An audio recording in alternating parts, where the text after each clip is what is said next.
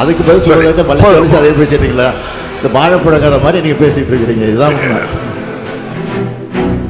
பெரும்பாக்கேரியை சொல்லாமல் திறந்து விட்ட காரணத்தால் தான் பாதிப்பு ஏற்பட்டது.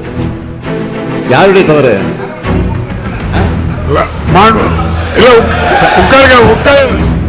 செம்பரம்பாக்கம் ஏரியை திறந்து விட்ட காரணத்தால் மட்டும் இல்ல, செம்பரம்பாக்கம் ஏரியை சொல்லாமல் திறந்து விட்ட காரணத்தால் தான் பாதிப்பு ஏற்பட்டது. சென்னையே மூழ்கியது. ஏறக்குறைய 240 பேருக்கு மேல் இறந்து போயிருக்கிறார்கள். ஆனால் சாத்தனூர் அணையை பொறுத்தவரையில் 5 முறை வார்னிங் கொடுத்து எச்சரிக்கை சொல்லி அதற்கு பிறகுதான் படிப்படியாக திறந்து விடப்பட்டிருக்கு. அதனால தான் சாவு எண்ணிக்கை ஒரு 5-6 சாவு எண்ணிக்கை மொத்தமே நடந்திருக்கிறது. இதுதான் உண்மை.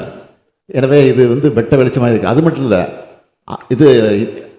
இது இந்திய கணக்காய்வு அறிக்கையில் கூட ஆய்வு செய்த நேரத்தில் தெளிவாக சொல்லி இருக்கிறார்கள். செம்பரம்பாக்கம் ஏரியை திறந்துவிட்ட காரணத்தை அரசு யாருக்கும் சொல்லாமல் திறந்து விட்டது என்பதை தெளிவாக அவர்களும் சொல்லி இருக்கிறார்கள்.